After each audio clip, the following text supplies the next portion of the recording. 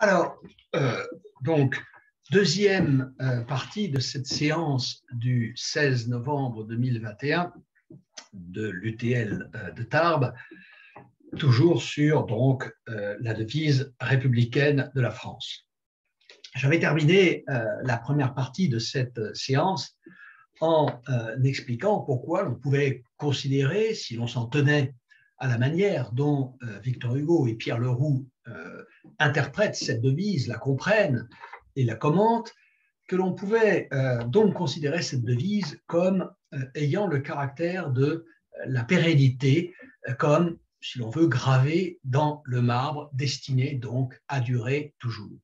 Mais je l'avais dit, il me semble que Victor Hugo et Pierre Leroux visent peut-être même plus haut que la pérennité, que le destin de cette devise inscrit dans un futur indéfini en réalité.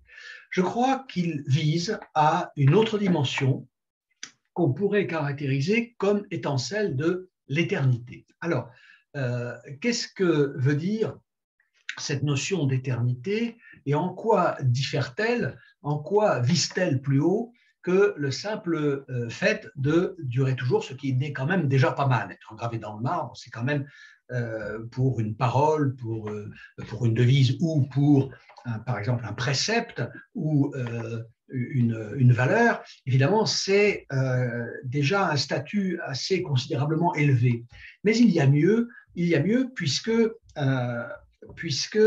existe aussi cette dimension de l'éternité. Qu'est-ce que cela veut dire? Cela veut dire ceci, que même la plus solide, la plus robuste, la plus inaltérable, la plus incorruptible des réalités du monde, qu'il s'agisse d'une réalité matérielle, d'un corps physique, ou même d'une réalité d'ordre spirituel, c'est-à-dire une pensée, une idée, une doctrine, une théorie, eh bien, tout cela, en tant que cela fait partie du cours des choses, est emporté par ce cours et surtout exposé à tous les éléments corrosifs, destructeurs qui sont partout dans le monde. Au fond, rien ne peut en vérité avoir le privilège de durer toujours, d'échapper à ce destin qui est promis à toute réalité qui est emportée dans le temps, qui est concerné par le temps, qui a affaire au temps, car, comme le dit la chanson, eh bien, avec le temps, tout s'en va. Et donc, cette idée d'une réalité qui, parce qu'elle serait gravée dans le marbre, selon l'expression traditionnelle, pourrait durer toujours, est en réalité une illusion. Mais, comme je le disais, il y a peut-être mieux encore que d'être gravé dans un matériau aussi solide, aussi inaltérable que le marbre. Essayons d'aller à cette idée d'éternité par quelques exemples qui devraient en faciliter la compréhension.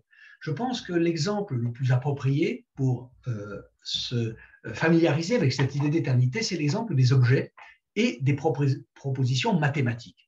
Car considérons par exemple un objet mathématique comme le nombre pi. Eh bien, le nombre pi est un nombre qui se définit, vous le savez probablement, je suppose, comme la mesure du rapport entre le rayon d'un cercle et sa circonférence.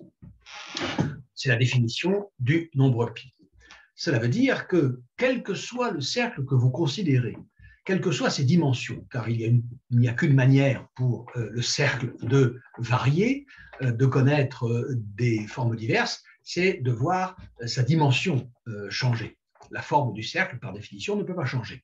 Ce qui n'est pas le cas, par exemple, pour le triangle, car un triangle peut avoir une infinité de formes triangulaires, tandis que le cercle ne peut en avoir qu'une. Eh bien, le nombre pi, qui mesure donc le rapport du rayon de ce cercle à sa circonférence, ce nombre pi n'a évidemment rien à voir avec le temps qui passe. Je veux dire qu'aucun agent destructeur, aucun agent de corrosion ou d'érosion ne peut avoir la moindre prise sur le nombre pi. Vous ne pouvez pas concevoir, ça n'est même pas compréhensible, que le nombre pi, rapport du rayon à la circonférence, puisse par exemple diminuer petit à petit, que sa valeur puisse diminuer, se réduire jusqu'à s'approcher du nombre 3 au point par exemple pendant un temps de se confondre avec lui, avant de continuer à décroître pour s'approcher de 2 et finalement s'annuler peut-être. Bon, non, jamais, jamais, en aucun cas, jamais au grand jamais. Par exemple, le rayon d'un cercle ne pourra être égal à la moitié de sa circonférence. Jamais il ne pourra être égal à la circonférence. Le rapport du rayon à la circonférence est réglé par une loi. Cette loi est énoncée par le nombre pi. Et ce nombre que nous connaissons, même s'il est impossible de l'écrire, puisqu'il a une infinité de décimales, qui plus est une infinité de décimales non périodiques, puisqu'il est un nombre irrationnel, et même, si je crois bien, je n'entre pas dans le détail, un nombre que les mathématiciens appellent transcendant, eh bien, ce nombre pi, il est figé dans sa valeur éternellement par ce rapport intelligible du rayon à la circonférence. Et si vous considérez, par exemple, le théorème de Pythagore, il existe une infinité de triangles rectangles dont les dimensions peuvent varier, mais dont la forme va rester toujours identique. Eh bien, pour n'importe lequel de cette infinité de triangles rectangles, est vrai le fameux théorème de Pythagore, c'est-à-dire ce rapport entre le carré de l'hypoténuse et la somme des carrés des côtés de l'angle droit. Nous avons là affaire à un rapport entre des grandeurs géométriques, l'hypoténuse et les côtés de l'angle droit. Ce rapport lui-même est inscrit dans la nature du triangle rectangle. La nature du triangle rectangle est invariable, et bien par conséquent, le rapport est invariable. Nous avons affaire à un théorème, et ce théorème est frappé au sceau de l'éternité, comme le nombre pi, et on pourrait dire autant de n'importe quel objet mathématique. Ce qui veut dire, pour revenir à notre devise, que si l'on prend au sérieux la formule de Victor Hugo, tout l'homme est là, liberté, égalité, fraternité, tout l'homme est là.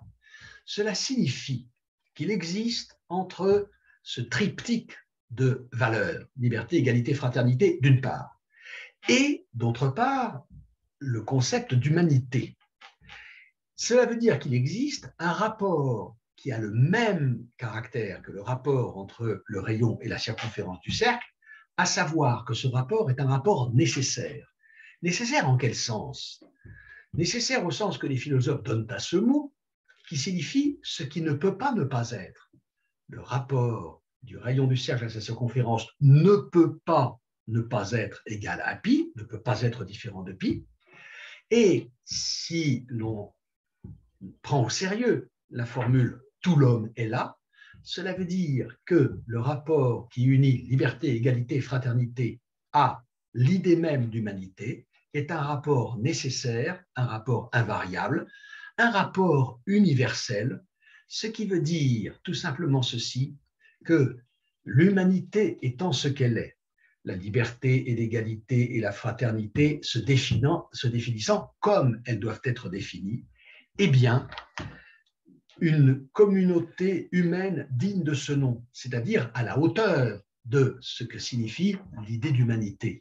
Une communauté humaine digne de ce nom est liée par un rapport nécessaire aux principes que sont la liberté, l'égalité et la fraternité, et que si elle doit avoir une devise qui définisse son idéal, qui définisse un but à atteindre, qui définisse une espèce de norme pour cette communauté, eh bien, cette devise, ça doit être liberté, égalité, fraternité.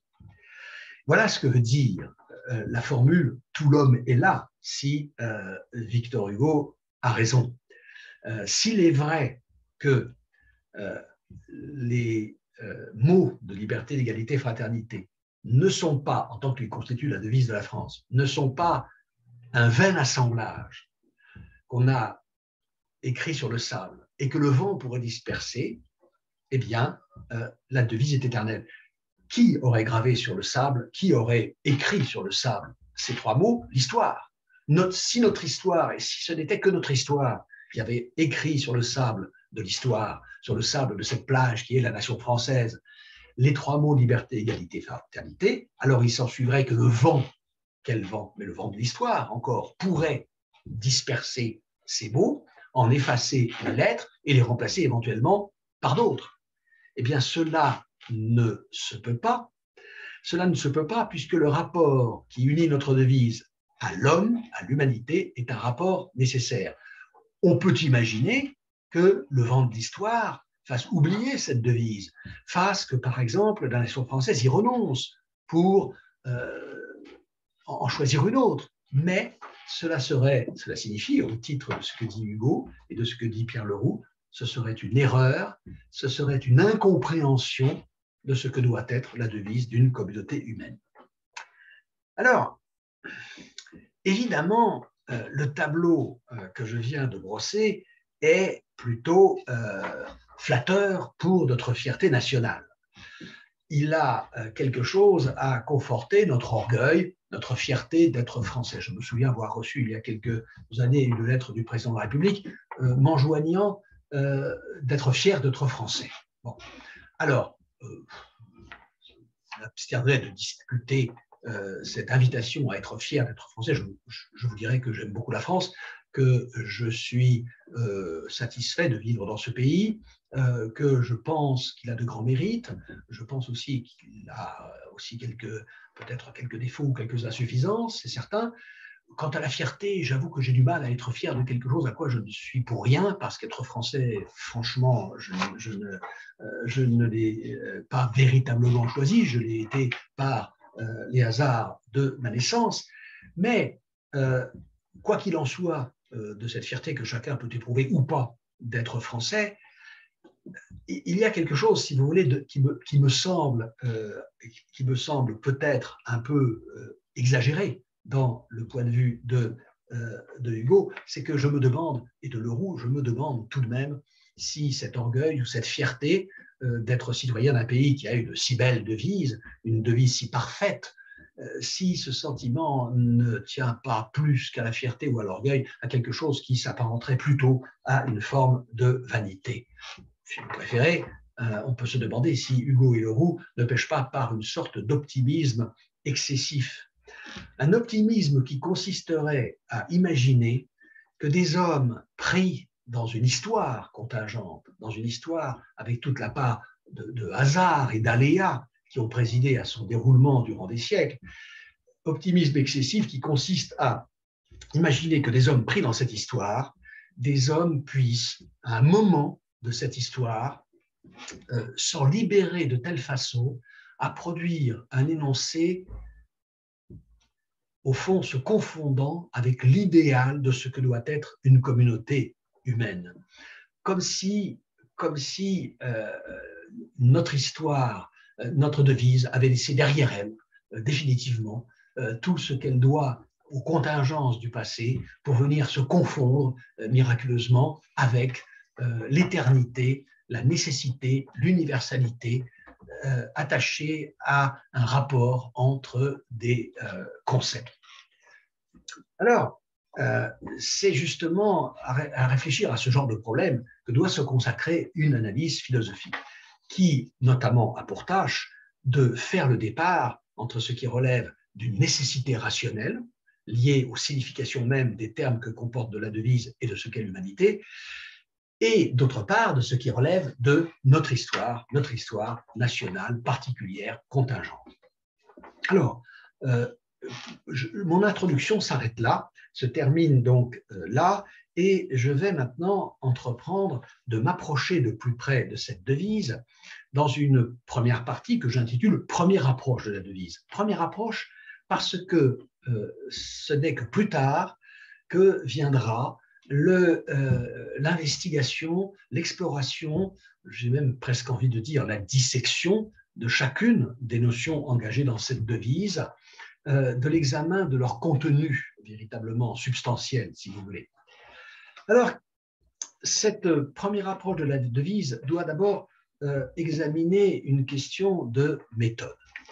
Parce que si la nécessité de la devise, au sens que j'ai défini, ce qui ne peut pas ne pas être, si le fait que la devise républicaine ne puisse pas être autre qu'elle n'est, est de la nature, de la nécessité des énoncés mathématiques, énoncés que nous tirons de leur définition, Eh bien, de la définition plutôt des objets auxquels s'intéressent ces énoncés. Je veux dire que pour connaître les propriétés du cercle, du triangle rectangle, je n'ai rien d'autre à faire que d'ouvrir ces concepts de cercle, c'est-à-dire examiner leur définition, et de triangle rectangle, et de déduire par un raisonnement bien fait, par un raisonnement rigoureux, ce qui est implicitement déjà contenu dans ces concepts. De la même façon, par exemple, que si je me donne le concept de nombre premier, nombre entier qui n'est divisible que par lui-même et par 1, si je me donne le concept du nombre premier et que j'en ai une définition parfaitement claire et distincte, je peux tirer de ce seul concept un certain nombre de propriétés, dont celle-ci, qu'il en existe, par exemple, des nombres premiers, une infinité.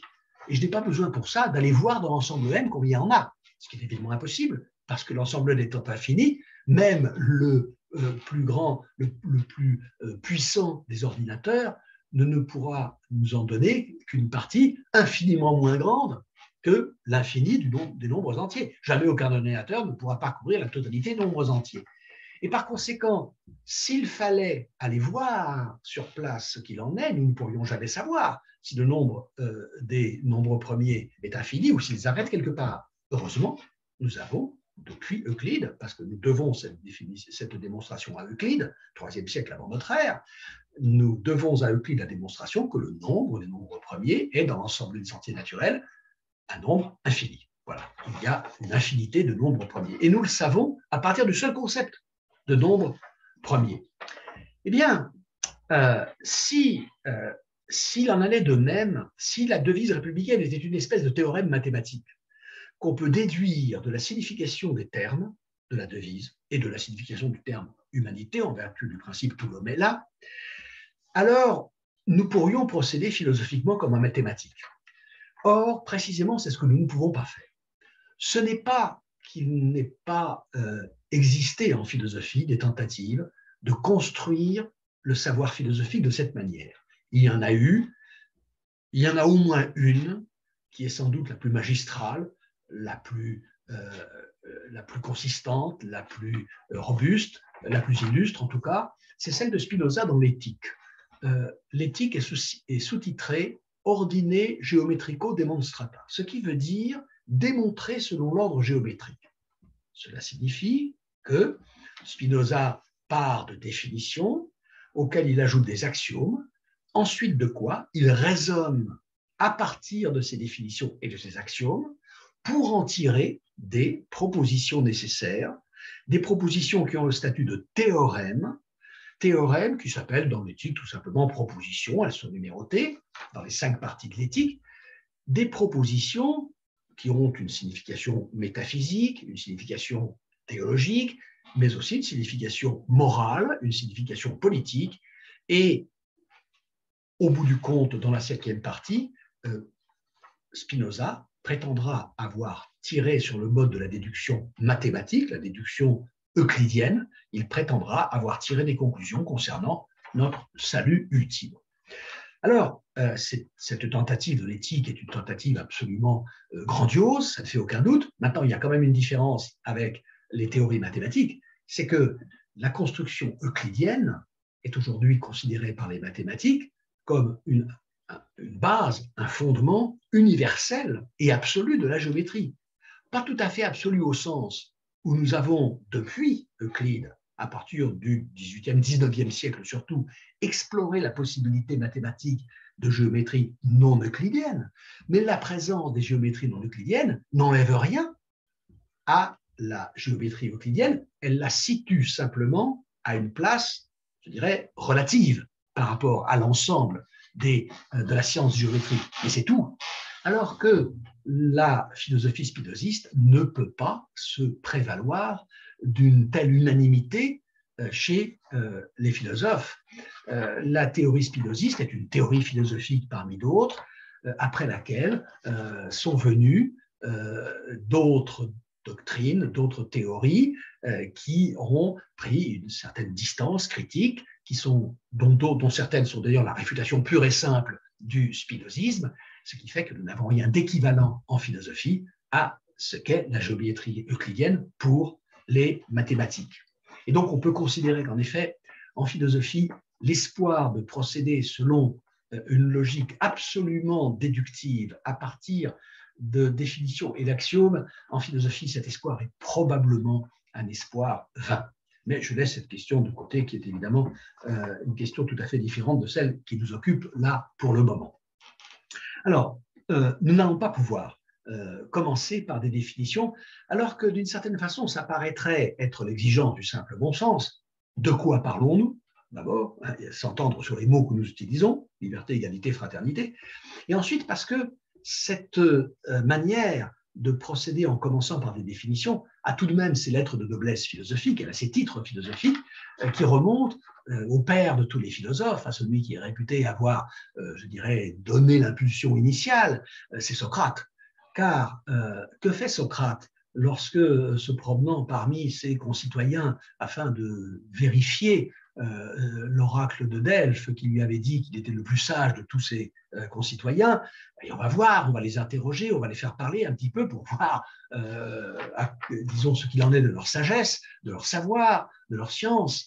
Et c'est ce que fait Socrate, par exemple, face à deux braves personnes qui se demandent quelle est l'activité physique qu'il faudrait faire pratiquer à leurs enfants pour en faire des hommes et des citoyens accomplis. Alors on pense à l'escrime. Voilà, on pense à l'escrime. Certains disent, voilà, on dit que l'escrime est une activité physique, et pas seulement physique d'ailleurs, parce qu'il y a un aspect spirituel dans l'escrime, propre à former l'homme et le citoyen.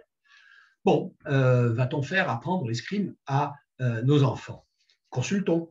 Et on consulte alors deux spécialistes, un certain Nicias, un certain Laquès. Laquès est particulièrement habilité dans la mesure où il est général d'armée, donc en matière de sport, enfin, d'activité d'armes, il sait de quoi il parle. Et là, il y a des accords. Nicias, lui, trouve que, oui, l'escrime, ce serait bien pour former des jeunes gens, ça aurait vraiment une utilité, tandis que Laquès dit non, ça ne sert à rien, ce n'est pas la peine. Moi, j'ai bien vu ceux qui avaient appris l'escrime dans les salles d'armes, je les ai vus sur le terrain, eh bien, sur le terrain, ils ne valaient rien du tout. En tout cas, ils n'étaient pas meilleurs que le commun des combattants. Arisocrate, et là, tout le monde est content. C'est une voix contre une voix, Nicias contre Laquès. Voilà un troisième larron qui va nous départager. Il va nous dire ce qu'il en pense, ce sera 2 contre 1. Socrate dit non, ce n'est pas 2 contre 1. Il faut savoir ce qu'il en est en vérité. La vérité, ça ne se vote pas. La décision politique se vote, peut-être, oui, ça sans doute, mais la vérité n'est pas démocratique. La vérité ne se vote pas. Il faut savoir ce qu'il en est vraiment. Alors demandons-nous, vous voulez faire de vos enfants des hommes accomplis et des citoyens aussi parfaits que possible. Qu'attendez-vous de l'escrime dans cette perspective? Alors, on se consulte et le résultat de cette consultation est que on suppose, on crédite l'escrime de la capacité à former cette vertu indispensable à tout homme et certainement aux citoyens, notamment en tant qu'il aura à combattre, cette vertu qu'est le courage. Socrate dit très bien, vous voulez faire pratiquer l'escrime à vos enfants pour en faire des hommes accomplis et de bons citoyens, vous considérez que pour être l'un et l'autre, il faut être courageux, et pour cela, vous leur faites apprendre l'escrime parce que vous supposez que l'escrime forme le courage, admettons tout ça, mais encore faudrait-il savoir ce qu'est le courage. Car l'escrime, certes, nous savons ce que c'est, mais le courage, pour l'instant, nous n'en avons pas de définition, et comment pourrons-nous savoir que l'escrime est véritablement de nature à former le courage si nous ne savons même pas en quoi consiste cette vertu? Alors mettons-nous au travail et définissons le courage. C'est l'objet de ce dialogue de Platon qui s'appelle le Laquès, cette série de petits dialogues qui consistent tous en la recherche d'une définition. La recherche d'une définition, recherche ancrée dans une préoccupation, un souci d'action pratique dans la vie quotidienne, la vie civique, ici par exemple. Eh bien, nous n'allons pas pouvoir procéder comme ça pour ici principalement 2 raisons. La première raison, c'est que nous n'avons pas affaire avec ces 3 termes, liberté, égalité, fraternité, à des concepts, mais nous avons affaire plus modestement à des notions. Quelle différence est-ce que je fais? Un concept, une notion, c'est toujours une idée générale abstraite. Qu'est-ce que cela veut dire? Cela veut dire que un concept, une notion, ça ne se voit pas, ça ne se touche pas, ça n'est pas l'objet d'une perception, ça ne fait pas partie du monde sensible auquel on peut accéder par la perception sensorielle. Bon. Ça ne suffit pas pour définir l'idée d'abstraction. L'abstraction, ce n'est pas seulement ce qui ne peut pas être l'objet d'une perception sensible. C'est ce qui ne peut pas non plus être l'objet, par exemple, d'une représentation imaginaire. L'abstrait, c'est ce qui n'est accessible qu'à la compréhension par l'intellect, par l'entendement. C'est ce qui est fait pour être compris, mais compris au sens strict du terme. Compris, non pas au sens où on a pu dire « je vous comprends », ce qui voulait dire « je suis dans un rapport d'empathie avec ce que vous éprouvez ». Non, comprendre au sens intellectuel. Je vais prendre un exemple qui va vous permettre de saisir tout de suite, de comprendre la différence. Si je vous dis, par exemple, 1000, le nombre 1000, vous comprenez de quoi il s'agit. Vous savez que 1000, c'est 10 multiplié par 100, c'est 100 fois 10. Vous savez ce que c'est que 1000. Et si je vous dis 1001, 1001, comme dans les 1001 nuits, vous savez très bien que 1001, ça n'est pas la même chose que 1000. Mais la différence entre 1000 et 1001 est une différence qui est parfaitement claire pour votre intellect, mais qui n'aurait absolument rien de clair ni pour votre perception sensible, ni pour votre imagination. Car si vous voyez 1000 personnes rassemblées sur une place depuis votre fenêtre, si vous voyez 1001 personnes rassemblées sur cette même place, vous voyez la même chose en termes de nombre. Vous voyez la même chose, il n'y a aucune différence. La différence entre 1000 et 1001 est parfaitement claire, parfaitement nette, tout à fait établie au point de vue de l'entendement. Elle ne l'est aucunement au point de vue de la perception et elle ne l'est pas davantage au point de vue de l'imagination. Représentez-vous, imaginez 1000 points ou 1000 personnes sur une place, imaginez-en 1001 ou 1001, vous imaginerez la même chose. Et donc, la différence entre 1000 et 1001 est une différence qui ne relève pas de la perception ni de la représentation, elle relève de la compréhension conceptuelle ou, si vous voulez, intellectuelle, et c'est ça qu'on appelle un abstrait. C'est ça qu'on appelle une abstraction. Vous ne pouvez pas vous représenter le concept d'arbre. Vous ne le pouvez pas. Pourquoi? Eh bien, parce que si vous vous représentez l'arbre, ce que vous vous représentez est en réalité un arbre, il sera feuillu ou résineux, conifère, il sera grand ou petit, il sera touffu ou clairsemé, etc.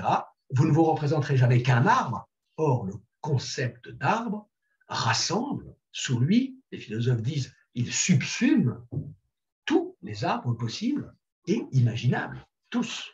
Le concept d'arbre est un abstrait, et si je vous dis que j'ai planté un arbre dans mon jardin, vous comprenez parfaitement ce que je dis, mais vous ne pouvez pas vous le représenter. Vous ne pouvez pas m'imaginer plantant un arbre dans mon jardin, parce que ce sera tel arbre toujours. Et donc, c'est la différence entre comprendre et se représenter. Vous comprenez les énoncés de la langue parce que vous mettez en rapport les mots de la langue avec des concepts, mais pas avec des représentations. D'ailleurs, s'il fallait que vous vous représentiez dans l'imagination tout ce dont il est question quand on vous raconte, par exemple, je ne sais pas, moi, une histoire des mille et une nuits, un conte des mille et une nuits ou un conte de Perrault, mais vous ne suivriez pas. Mais vous comprenez très bien. Vous comprenez très bien la chèvre de M. Seguin sans avoir besoin de vous représenter à chaque étape sa fuite et sa rencontre avec le loup et le moment où elle se fait dévorer par le loup. Vous comprenez les mots avec l'entendement parce qu'un mot renvoie à un concept et pas du tout à une image. Alors, dans les deux cas, concept ou notion, nous avons affaire à une idée générale abstraite. Ensuite, il y a une différence. Le concept est une idée générale abstraite déterminée. Déterminée avec suffisamment de précision pour ne pouvoir être confondue avec les idées voisines. Et l'idéal de cette détermination, de cette précision, est atteint par les mathématiques. Une fois que vous avez défini nombre premier, pi ou triangle, vous savez exactement à quoi vous avez affaire. Ce que vous ne savez pas, c'est ce sur quoi vous allez déboucher si vous examinez ce qu'on peut tirer de chacun de ces concepts. Le concept de triangle rectangle vous donne la nature du triangle, ce qu'est un triangle, son essence, disent les philosophes. Il ne vous donne pas le théorème de Pythagore. Voilà. L'énoncé de la définition du triangle, du triangle rectangle, ne vous donne pas le théorème de Pythagore. Il faut l'en déduire. Il faut l'en déduire. Mais au moins, une fois que vous avez la définition, vous êtes certain de savoir, non pas tout ce qu'il y a à savoir à propos du triangle rectangle, mais vous êtes certain de savoir ce qu'est le triangle rectangle.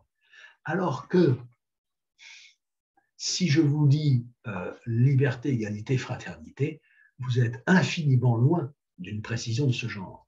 Même déjà avec les concepts de la physique, des concepts comme masse, énergie, poids,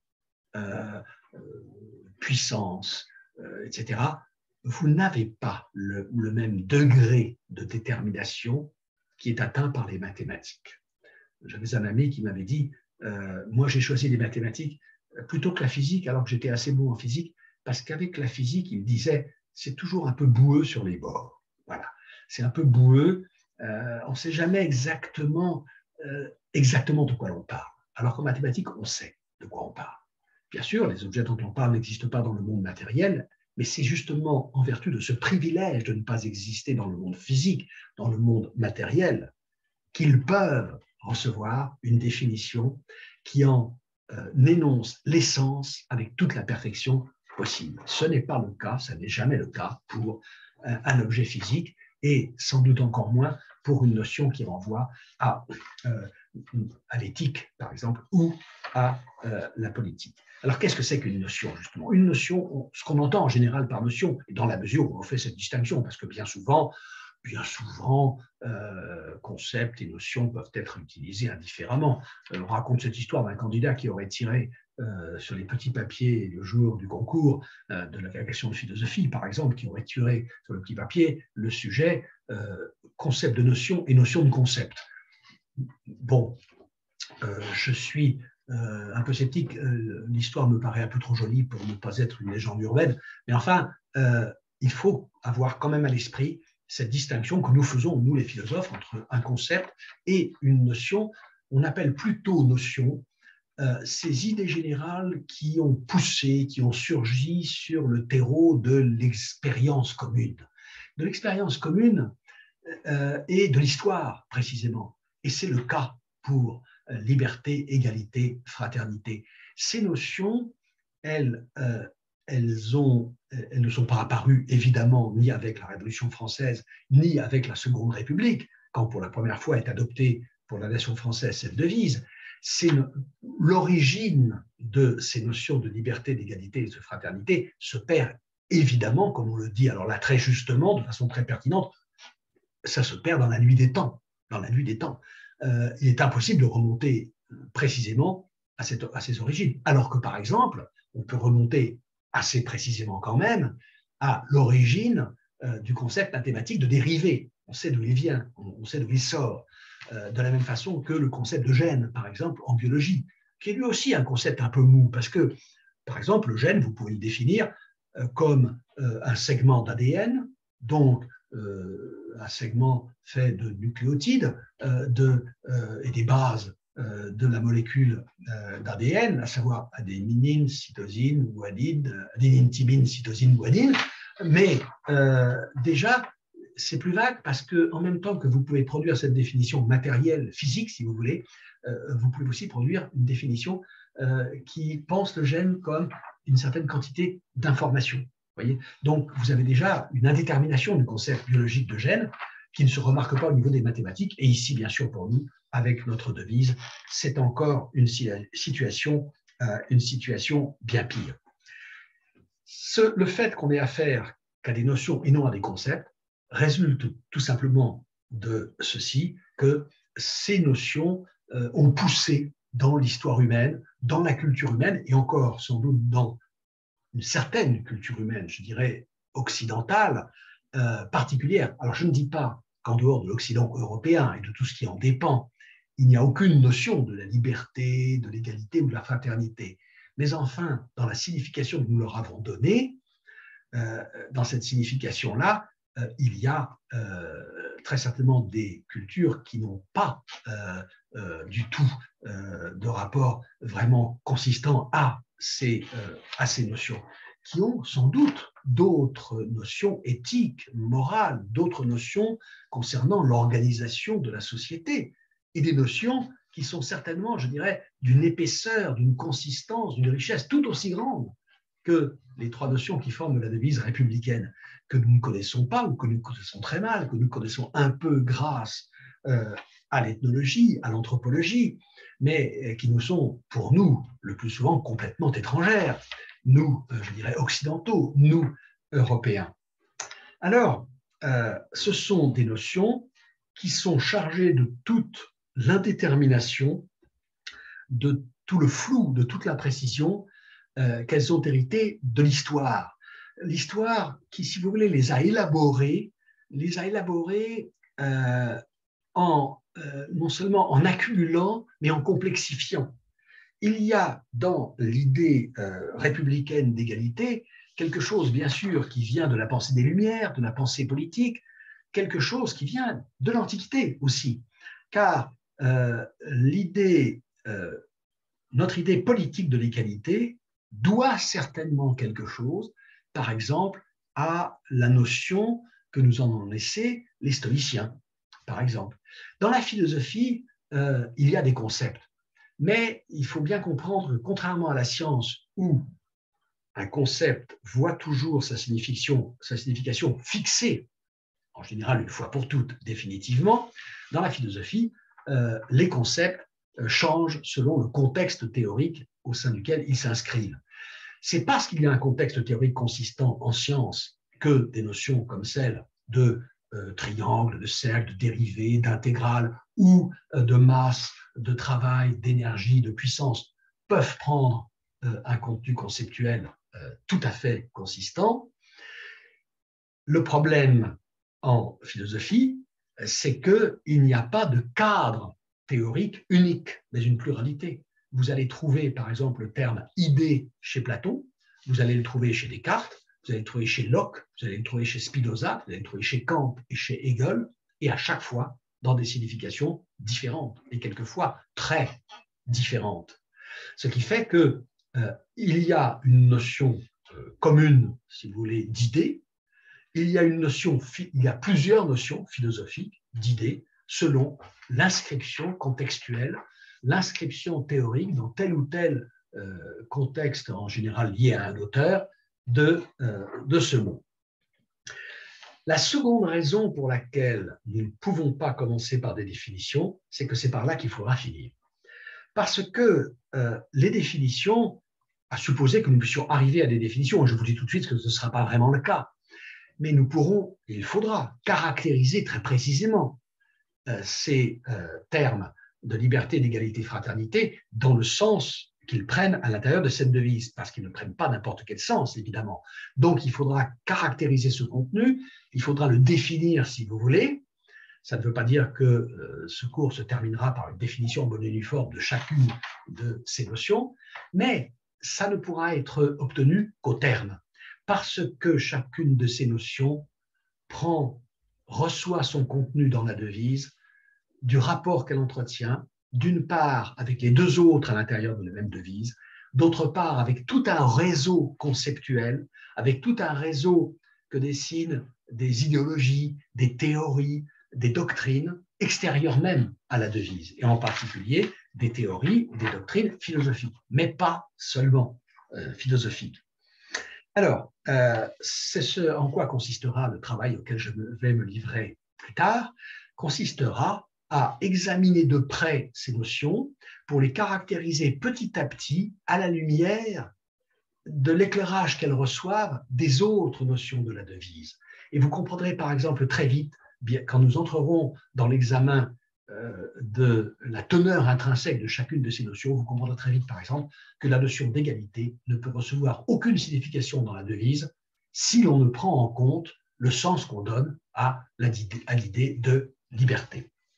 Alors, je commencerai ce travail la prochaine fois et je commencerai par montrer qu'avec cette devise, nous avons affaire à trois notions qui renvoient à trois valeurs dont l'une est, outre le fait d'être une valeur, dont l'une est une vertu. Voilà. Trois valeurs, liberté, égalité, fraternité, dont une vertu, et vous devinez, je suppose, que c'est à la troisième